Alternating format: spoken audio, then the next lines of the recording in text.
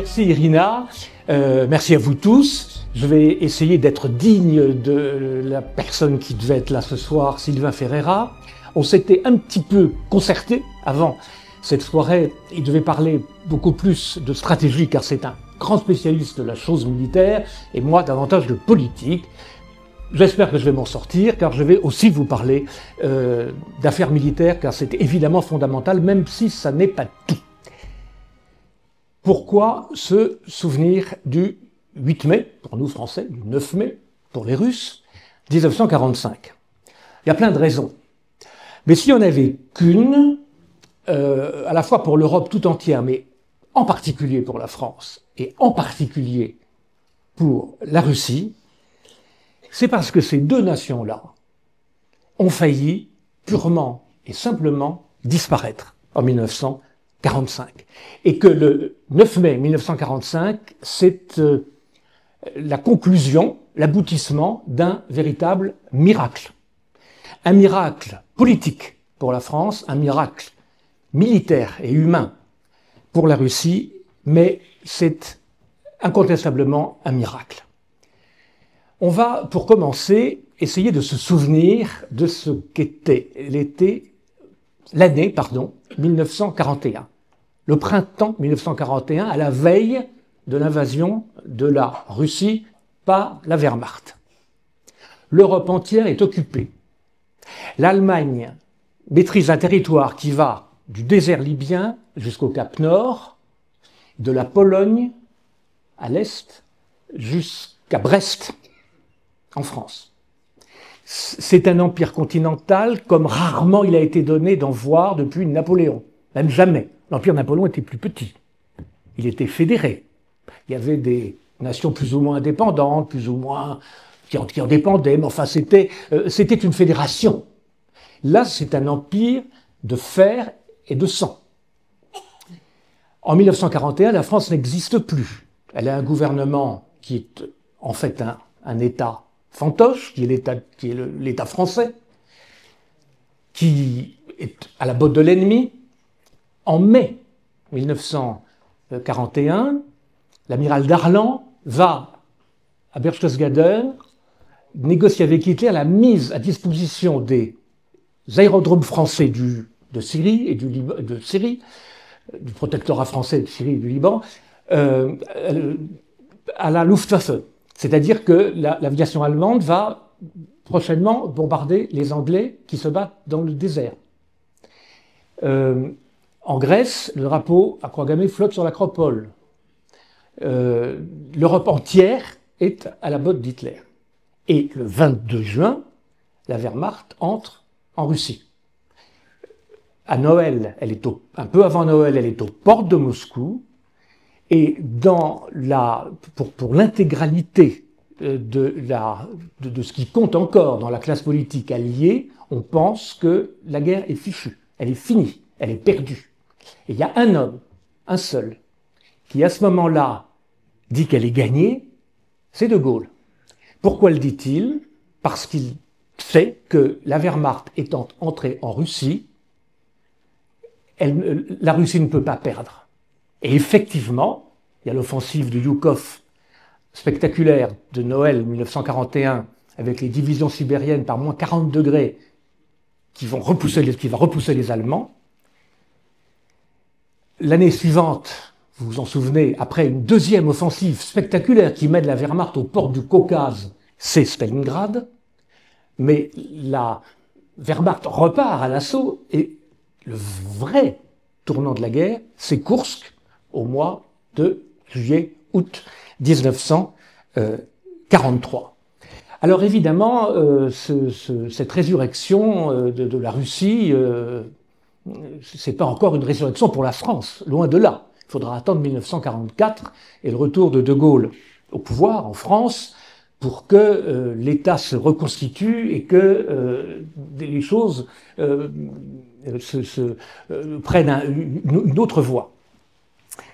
Mais donc il y a à ce moment-là, dès 1941, et plus particulièrement en 1942, une fraternité d'armes absolument extraordinaire qui va se créer entre la France et la Russie. Alors évidemment, la France est beaucoup moins importante pour la Russie, que les victoires de la Russie ne le sont pour la France, mais il faut tout de même citer l'importance de la contribution française, d'abord de la résistance, qui va considérablement aider aux opérations alliées.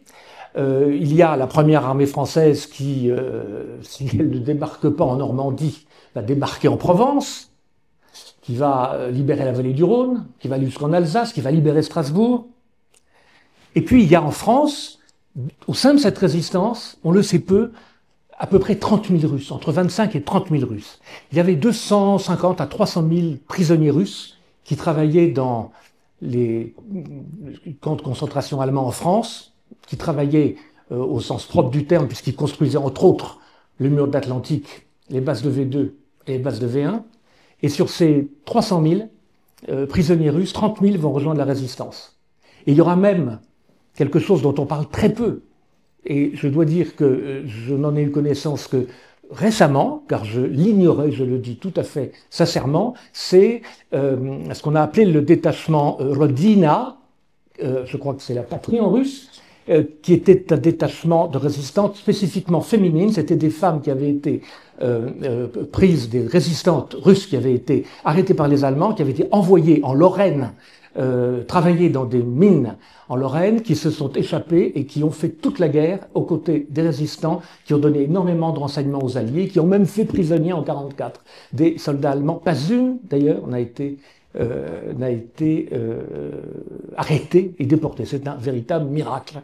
Et dans cette résistance russe, qui a rejoint la résistance française, parmi ces 30 000, il y avait, et bien évidemment, des soviétiques, mais il y avait aussi, et il faut le noter, des Russes blancs, émigrés depuis l'après-guerre civile, depuis les années 1918, 1919, 1920, et qui se sont rejoints là. Il y a eu des phénomènes de réconciliation entre Russes blancs et Russes rouges, si j'ose dire, au sein de la résistance française. Donc, cette contribution des Russes à la résistance, elle est importante, et elle a contribué notamment à donner beaucoup de renseignements aux Américains pour le débarquement du mois de juin 1944. On parle beaucoup du débarquement, on parle rarement du rôle de la résistance. Ça fait partie des choses qui sont généralement occultées. Il est évident que sans les Américains, sans ce débarquement, la France n'aurait pas été libérée. Ça c'est sûr, on ne va pas dire le contraire. Mais sans les Russes, est-ce que le débarquement aurait pu avoir lieu? La réponse, je ne vais pas être absolument affirmatif, mais elle est très compliquée à donner. Et j'évoque beaucoup cette question dans mon livre 300 jours que vous avez eu la gentillesse de citer. Parce que autour de cette contribution russe à la victoire alliée se pose la grande question de la mémoire et de l'histoire, dont je traite en détail dans mon livre. La mémoire, c'est pas du tout l'histoire. La mémoire, elle passe au filtre du présent. Et en ce qui nous concerne, nous Français, elle est très largement façonnée par le soft power américain. Vous savez qu'on oublie de traduire même le mot overlord. Je ne vais pas vous faire l'injure de vous demander si vous savez ce que veut dire overlord, parce que si vous êtes ici, vous vous intéressez à la vérité. Et si vous vous intéressez à la vérité, vous savez ce que veut dire overlord. Mais pour beaucoup de Français, on ne le traduit même pas. Or, ça veut dire suzerain. Ça veut dire suzerain. C'est-à-dire que la conclusion logique du débarquement américain, qui certes a libéré les Français et leur a économisé beaucoup de malheurs, il faut toujours s'en souvenir, mais au-delà de ça, ce qui était dans la ligne de mire, c'était une occupation pure et simple du territoire français. C'est la raison d'ailleurs pour laquelle, comme je le rappelle souvent, De Gaulle a refusé d'assister personnellement aux commémorations des 20 ans du débarquement en 1964.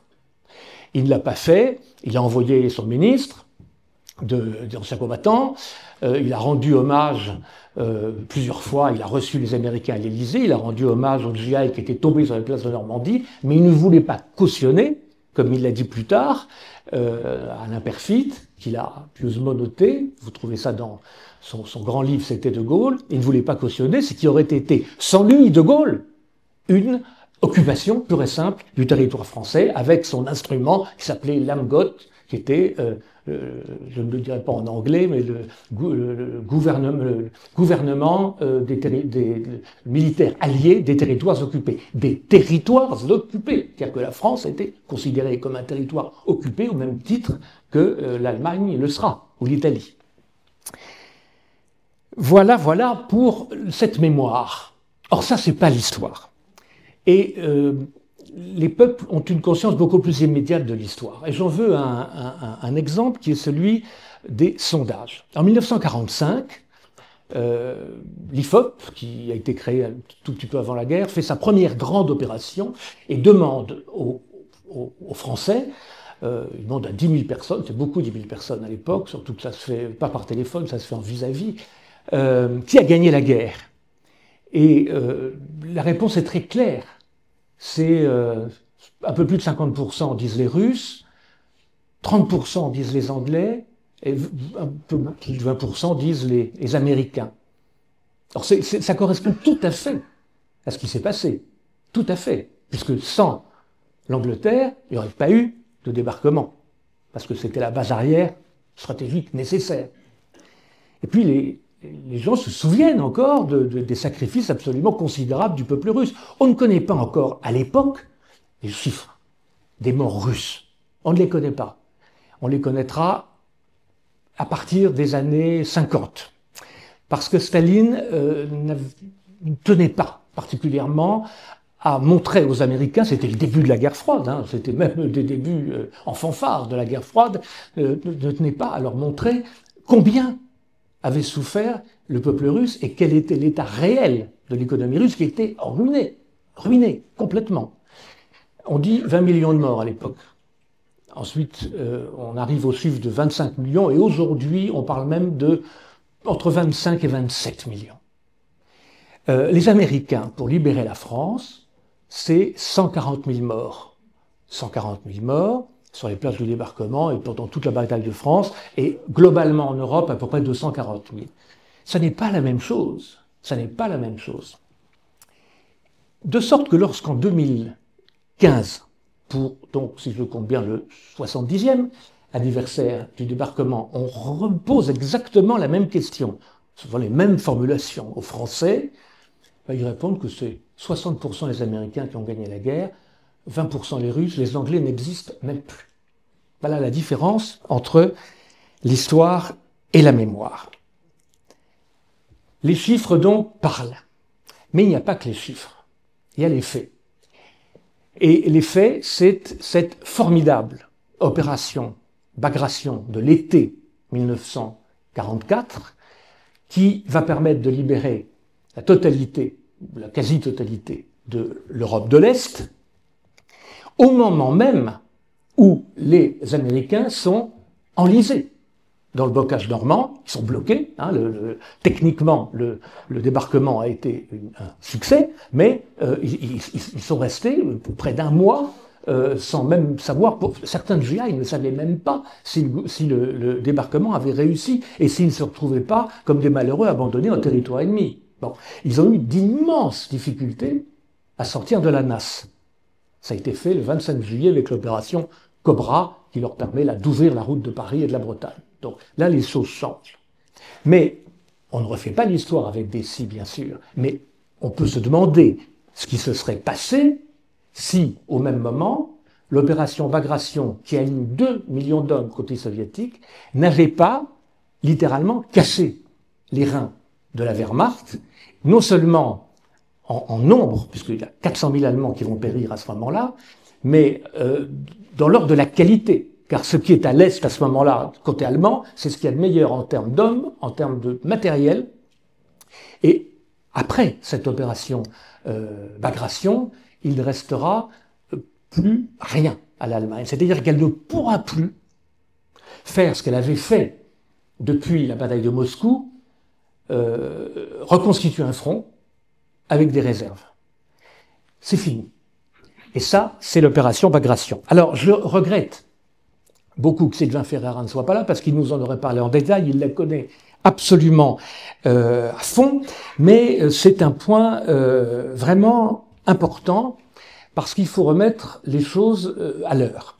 On a souvent présenté ce qu'on appelle la ruée soviétique sur l'Allemagne, qui commence vraiment à ce moment-là, et qui ne s'arrêtera qu'à Berlin, au printemps suivant, comme une espèce de victoire, allez, de la masse asiatique, disons les choses, hein, sur la qualité allemande. Il y a beaucoup de racisme sous-jacent là-dedans, hein, la masse asiatique contre les Allemands qui sont vraiment meilleurs, mais qui ne sont pas nombreux. Mais c'est pas vrai du tout. Et grâce à des historiens comme Jean Lopez, comme Sylvain Ferreira, on a étudié maintenant et on connaît très bien la stratégie russe. Et on s'aperçoit que la stratégie russe, c'est elle qui a gagné, c'est pas la masse russe. La masse russe, évidemment, elle a joué. Mais la stratégie russe a été absolument nécessaire. La preuve, c'est qu'en 1941, la masse russe, elle était là. Mais la tactique allemande était meilleure. Et qu'en 1941, ça n'a pas empêché, la masse russe n'a pas empêché les énormes batailles d'encerclement des plaines d'Ukraine, etc. Et voilà, la masse russe a peu servi à ce moment-là. Ça a surtout été des victimes. À partir de 1943, à partir de Koursk, tout change. Et ça va au-delà de la qualité des généraux et des maréchaux soviétiques, c'est-à-dire de Yukov, de Koniev, de Vassilievski, Rokossovski, tous ces noms qu'on connaît. Mais ça remonte en fait à l'enseignement qu'ils avaient reçu et à l'intelligence qui a été celle de Staline de leur laisser les rênes longues. Cette stratégie russe, elle s'oppose totalement à la tactique allemande. La Blitzkrieg, la guerre éclair, elle repose sur un concept qui est le concept de bataille décisive, Entscheidungsschlacht. C'est-à-dire que on pense que une ou deux batailles décisives vont épuiser l'ennemi et faire qu'il va se rendre, etc. C'est ce qui s'est passé, c'est ce qui a failli se passer en 1941. Les Russes ont complètement abandonné ça. Et ça n'est pas une tactique, c'est une stratégie. C'est une stratégie de la profondeur et de l'attrition. C'est une stratégie qui se fonde sur, non pas la recherche d'un combat décisif, mais sur des missions très précises qui sont données à divers groupes d'armées, qu'on appelle les fronts.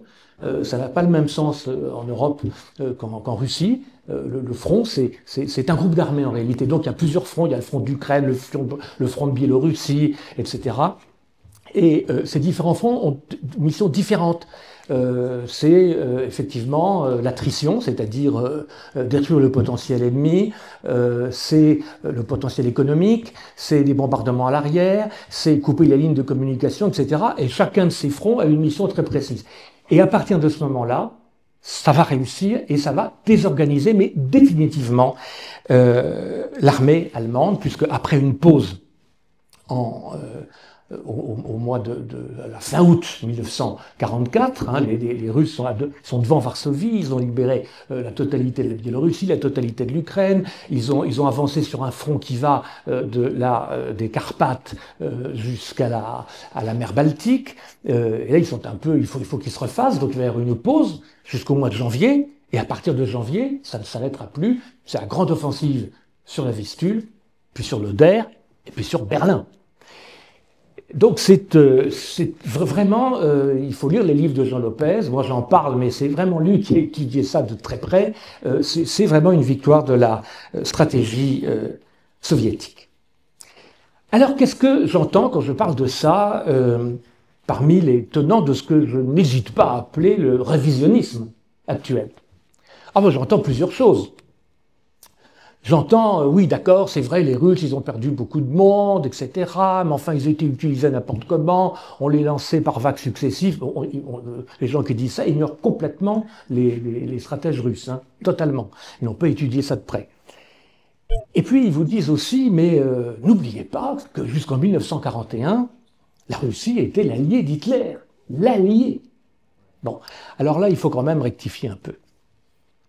Et là, il faut lire des historiens comme Annie Lacroix-Rise, comme François Delplat, qui, eux, travaillent sur les archives du Quai d'Orsay, les archives allemandes, les archives polonaises, les archives britanniques. Et on s'aperçoit de quoi? quand on les lit de près et quand on regarde les documents qu'ils ont exhumés, mais que personne ne veut voir, parce que ce n'est pas dans la doxa dominante, on s'aperçoit que si le pacte germano-soviétique a effectivement frappé tout le monde de stupeur le 23 août 1939, si ce pacte a eu lieu, c'est parce que jusqu'au dernier moment, Staline ne pouvait obtenir des Britanniques et des Français le pacte qu'il appelait de ses voeux depuis 1934, depuis la mort de Barthou. Barthou, très grand ministre des Affaires étrangères français, qui a été assassiné à Marseille en 1934, et c'est lui qui avait conçu, après la Première Guerre mondiale, toute si vous voulez, la stratégie d'alliance de revers de la France en Europe centrale, avec la Yougoslavie, avec la Tchécoslovaquie, tandis que les Allemands, eux, et les Italiens étaient beaucoup plus proches de la Hongrie et de la Bulgarie. Et ces alliances de revers devaient aboutir à une alliance avec la Russie, sur le modèle de l'alliance qui avait présidé aux relations internationales avant 1914, et qui ont sans doute, d'ailleurs, sauvé la France, c'est-à-dire assistance mutuelle, entrée en guerre simultanée dès que l'un des deux partenaires est attaqué. Bien. Or ça, Staline est demandeur de ça. Staline est demandeur de ça. Il y a des Français qui sont pour. Barthou est assassiné en 1934. Et ensuite, Laval, un peu, mais Laval ne va jamais au bout. Laval, je vous rappelle qu'avant d'être le président du Conseil de Vichy qu'on connaît, il a été ministre des Affaires étrangères et président du Conseil. Et il a aussi conclu un pacte franco-soviétique, mais qui n'allait pas jusqu'à la garantie mutuelle. En 1939, on discute beaucoup de ce qu'il faut faire si la Pologne est attaquée. Or, il est évident qu'après l'affaire tchèque, la Pologne sera la prochaine victime sur la liste. Les Polonais, entre parenthèses, ont été dans l'aveuglement, mais total, puisque non seulement ils ont soutenu le processus de Munich, mais ils ont participé au dépaissement de la Tchécoslovaquie. Il faut le savoir. Il faut le savoir. Hitler a pris les Sudètes, mais les Polonais ont pris aussi une région. Et donc les Polonais, évidemment, sont très inquiets parce qu'ils sont les prochains sur la liste. Et puis, en plus, ils ont un pacte de non-agression avec l'Allemagne. Et Staline leur dit aux Français, moi je suis signataire tout de suite. Et jusqu'en juillet 1939, c'est-à-dire un mois avant la conclusion du pacte, Molotov-Ribbentrop, pardon, il y a une délégation française et britannique à Moscou pour discuter des modalités de ce pacte. Et chaque fois, Molotov ou Staline leur disent « Mais vous avez pouvoir de signer ?» Non, ils n'ont pas pouvoir de signer. Et comme les choses se rapprochent et que les intentions d'Hitler sont maintenant dans leur pureté de cristal, Staline fait le pacte. Voilà. Alors évidemment, le pacte il a des conséquences épouvantables pour la Pologne, c'est incontestable. Incontestable. Il aboutit à un nouveau partage de la Pologne. Mais pour Staline, il est impératif, de gagner du temps, parce qu'il sait que la foudre va tomber et il n'a pas les moyens. Une partie d'ailleurs, à cause des purges qu'il a menées, il faut dire les choses comme elles sont, et qui ont décapité l'armée rouge. Donc ça, il ne faut pas du tout l'exonérer de cette responsabilité qui est éminente. Bref, il le sait, il sait qu'il a besoin de temps. Et puis la Pologne, c'est pour nous, le nord et l'est de la France, c'est le grand boulevard des invasions germaniques. C'est le grand boulevard des invasions germaniques vers la Russie. Et donc, oui, il sacrifie la Pologne. C'est incontestable. C'est incontestable. Donc ça, c'est le premier argument. Mais on ne rappelle jamais ce processus et ce refus obstiné des Britanniques, surtout, plus que des Français, des Britanniques. François Delplat a étudié les papiers du général Doumerc, qui était le chef de la mission militaire française à Moscou, et il en conclut que chaque fois que Doumerc voulait aller plus loin, il y avait un veto britannique. Bon. Donc, on parle de ça sans remonter aux sources. Deuxième chose qu'on entend beaucoup, ah oui, mais c'est vrai, l'Europe de l'Est a été libérée par les Soviétiques, mais ça n'a finalement été qu'une libération qui préparait une deuxième occupation. Alors là, il faut également être très précis. La libération de l'Europe de l'Est et ce qui s'est passé après, ce sont deux choses absolument différentes. Ce qui se passe en Europe de l'Est quand l'armée rouge arrive et effectivement installe des gouvernements, en fait l'armée rouge ne fait que prendre parti dans une guerre civile. Il y a une guerre civile entre des communistes et des anticommunistes. De même en Pologne, en Hongrie, en Bulgarie. De même, qui était du côté de l'Axe, hein, la Bulgarie et la Hongrie étaient du côté de l'Axe, ne l'oublions pas.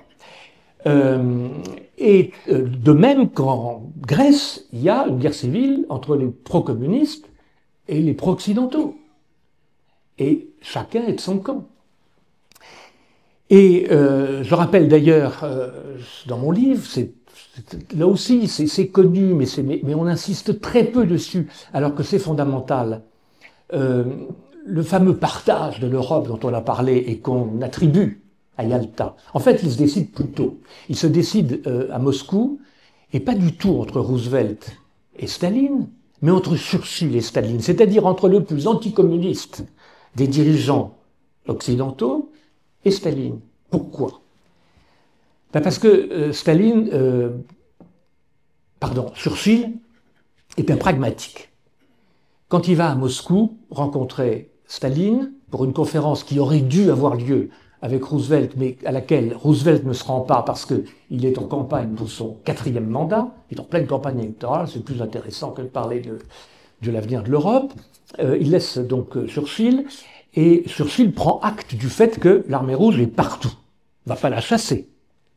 En revanche, lui, il a une idée qui est très britannique, qui correspond tout à fait aux intérêts britanniques. Il y a la guerre civile en Grèce, avec des communistes qui sont très forts, et il veut garder la Grèce dans l'orbite occidentale en général et dans l'orbite britannique en particulier. Pourquoi? Pas la peine de faire le dessin, parce que la Grèce, c'est la fenêtre des alliés de l'Ouest sur la Méditerranée orientale.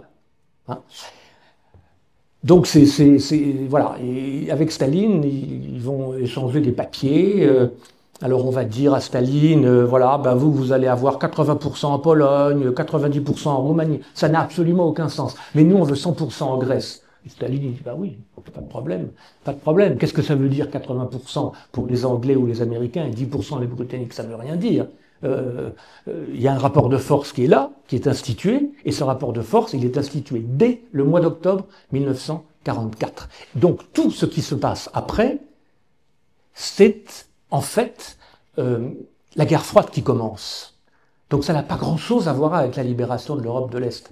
Alors là, ça c'est le 3e degré du révisionnisme historiographique, on va comparer l'occupation allemande à l'occupation soviétique. C'est-à-dire une occupation qui est une occupation de destruction, s'agissant d'un pays comme la Pologne, et une occupation qui a été répressive. Il faut lire le mot, répressive.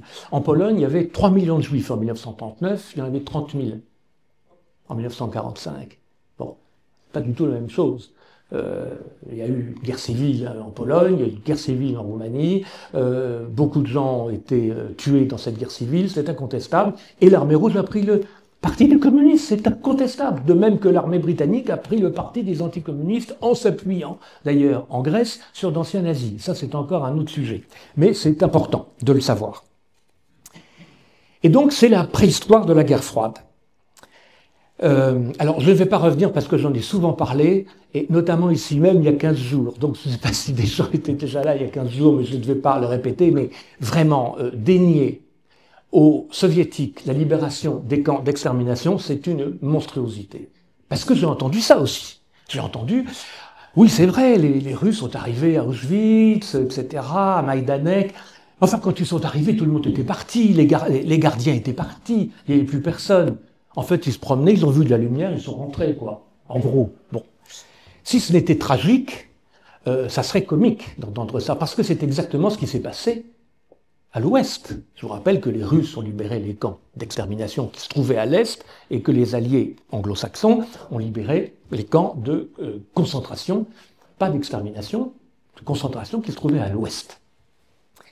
Mais dans les deux cas, quand les gardiens des camps ont entendu le bruit du canon, ils ont pris la tangente, ils sont tous partis, parce qu'ils savaient ce qui les attendait. Et donc, ça a d'ailleurs redoublé la souffrance des malheureux déportés, parce qu'ils se sont retrouvés, déjà qu'ils étaient peu nourris, ils étaient abandonnés eux-mêmes sans rien à manger. Enfin, ça a été absolument atroce partout. Mais s'il n'y avait pas eu les 25 millions de morts soviétiques, est-ce que les camps d'extermination auraient été libérés? Évidemment, non. Donc voilà le danger évident de confondre la mémoire et l'histoire. Et là, nous sommes dans la mémoire, c'est-à-dire dans la mémoire sélective. Sous Staline, on effaçait des photos officielles, les dissidents, les victimes des purges. Alors, il n'y avait pas Photoshop à l'époque, donc ça se voyait un peu. Mais aujourd'hui, c'est pas 2 ou 3 personnes qu'on efface, c'est un peuple entier. Je veux dire, c'est ne pas parler de la contribution soviétique des 25 ou les 27 millions de morts. C'est vraiment un attentat contre l'histoire.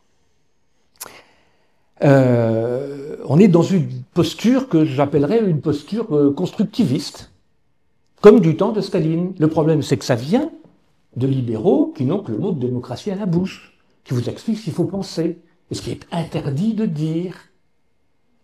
C'est pour ça que, par exemple, on n'invite pas les soviétiques à la libération d'Auschwitz, mais on invite les Ukrainiens. Très bien, les Ukrainiens, mais que faisaient les Ukrainiens? En tout cas, les Ukrainiens proches du pouvoir actuel, ils étaient plutôt du côté allemand, enfin tout le monde le sait, mais ça on n'en parle pas non plus. Bon. Donc inutile de vous dire que qu'on est là aux antipodes de ce que pouvait être la pensée d'un homme comme De Gaulle, qui concevait les rapports internationaux non pas comme des rapports entre régimes, mais comme des rapports entre nations et entre États, ces États représentant les nations. C'est d'ailleurs grâce à cette conception des choses qu'il a pu faire avancer chaque fois qu'il l'a pu, et souvent même, la cause de la paix. Il s'est opposé à l'impérialisme américain au Vietnam, puis il s'est opposé aussi aux soviétiques de la même manière. Quand il a parlé de l'Europe de l'Atlantique à l'Oural, ça ne faisait pas spécialement plaisir au Kremlin, mais il était totalement indépendant et il savait ce qu'il devait au peuple russe. Il s'est même opposé 2 fois très gravement aux soviétiques après la guerre, et c'est d'ailleurs pas indifférent eu égard à l'actualité que nous vivons. La première fois, vous savez, c'est au moment du mur de Berlin, il était le seul partisan d'une intervention militaire sur place pour empêcher les soviétiques de faire le mur de Berlin. Pourquoi? Parce que à l'époque, ils n'ont pas tout de suite construit le mur, ils ont mis des barbelés, etc. Et De Gaulle a dit, si on fait intervenir les chars français, on va écraser les barbelés, puis on va instaurer un rapport de force, et puis on va discuter. Alors, comme il faisait partie encore du commandement intégré de l'OTAN, que nous n'avons quitté, et c'est heureux que quelques années plus tard, avant de le réintégrer, il a appelé Kennedy. Kennedy, injoignable. Il a appelé Macmillan, Premier ministre britannique, injoignable aussi. Donc le mur de Berlin s'est fait. Mais la deuxième fois, ça a été beaucoup plus sérieux, c'était sur l'affaire des missiles de Cuba, où il a pris le parti de Kennedy. Parce qu'il considérait qu'il n'était pas bon pour la paix du monde, pour la sécurité des peuples, qu'il y ait des missiles soviétiques à 300 km des côtes de la Floride. Il a été d'ailleurs fort bien remercié, puisqu'il a été considéré par les Américains ensuite comme un adversaire, alors qu'il était vraiment franchement de leur côté. Pourquoi est-ce que je dis que ça résonne aujourd'hui, cette affaire des missiles de Cuba? Parce que c'est une sorte de miroir prémonitoire de l'affaire d'Ukraine. Quand De Gaulle dit « il n'est pas bon pour la paix du monde qu'il y ait des missiles à 300 km de la Floride », c'est exactement ce que dit Poutine.